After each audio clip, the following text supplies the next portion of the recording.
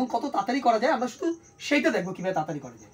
কী বলেছে দেখো অঙ্কটা, এ বি এর 3 গুণ কর্মক্ষম এবং একটি কাজ এ বি এর 20 দিন আগে শেষ করে, তারা একত্রে কাজটি কদিনে শেষ করবে। দেখো আমি যদি লিখি এখানে এ আর এখানে লিখি বি, তাহলে এ একদিনে যদি করে তাহলে বি লাগবে 3 দিন, যেহেতু 3 গুণ কর্মক্ষম বলেছে। আচ্ছা এইবার দেখো প্রথমে বলেছে কি এ বি এর 20 দিন আগে শেষ করে, তাহলে আমরা এখানটায় বের করি।